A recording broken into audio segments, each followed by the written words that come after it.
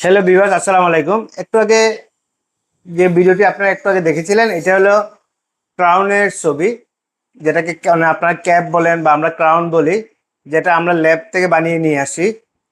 ইসলামটাকে যে কোয়ালিটিতে কতটুকু প্রথম থেকেই কোনো ছাড় দেয় না, কোয়ালিটি তারা প্রথমে থেকেই চেষ্টা করে 100তে 100 ধরে রাখার জন্য।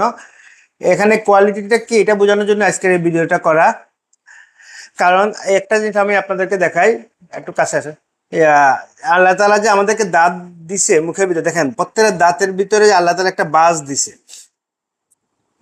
বাজ, এটাতে দুটা বাজ, এটাতে চারটা বাজ। এটা একটা উদ্দেশ্য আছে।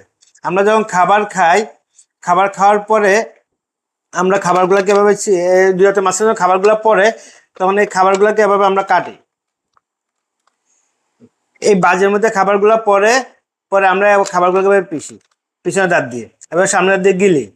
কিন্তু এই জন্য আল্লাহ চাইলে তো দাঁতটাকে ফ্ল্যাট বানিয়ে দিতে পারতো, সমান, কিন্তু আল্লাহ ফ্ল্যাট না বানিয়ে বাজে বাজে দিছে, যাতে খাবারগুলো এই বাজের মধ্যে পড়লে আমরা যেন খাবারটা কাটতে পারি এভাবে।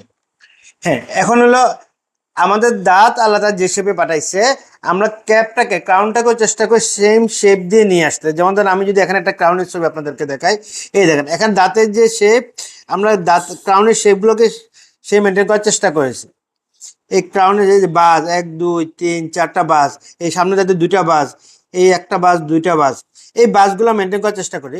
এবং কোয়ালিটি ল্যাবগুলো এখানে দেখেন কত সুন্দর করে বাসগুলো নিয়ে আসছে, 1 2 3 4 এর পিছনে দাঁতে। এবং কোয়ালিটি ল্যাবগুলো কি করে, তারা এই বাসগুলো মেনটেন করার চেষ্টা করে। কিন্তু যে নর্মাল যে ল্যাবগুলো হয়, তো তারা কি করে, দাঁতগুলোকে একেবারে ফ্ল্যাট বানিয়ে ফেলে, সমান বানিয়ে ফেলে। পরে আমরা যখনই খাবার খাই, তখন খাবার আর ছিঁড়ে না। সারাদিন অনেক খাবার খাবো, মুখের ভিতরে খাবার নিয়ে বসে থাকি, তো খাবার আর কাটে না।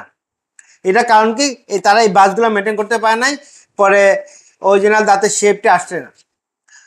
এই জন্য আমরা অনেক সময় অনেকে বলে যে ইসলামটাকে পেমেন্টটা একটু বেশি, কারণ পেমেন্ট বেশি এটা ফ্যাক্ট না। ফ্যাক্ট হলে আপনি একটা আপনার শরীরে একটা অঙ্গ প্রত্যঙ্গ ঠিক করতেছেন, এটার জন্য কোনো স্যাক্রিফাইস করা উচিত না, এটার জন্য কোনো কোয়ালিটিতে কোনো কম্প্রোমাইজ করা উচিত না।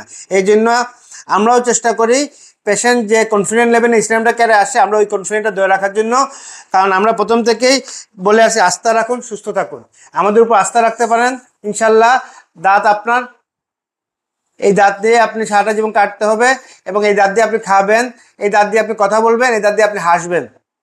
তো ভালো থাকবেন, সুস্থ থাকবেন। আসসালামু আলাইকুম।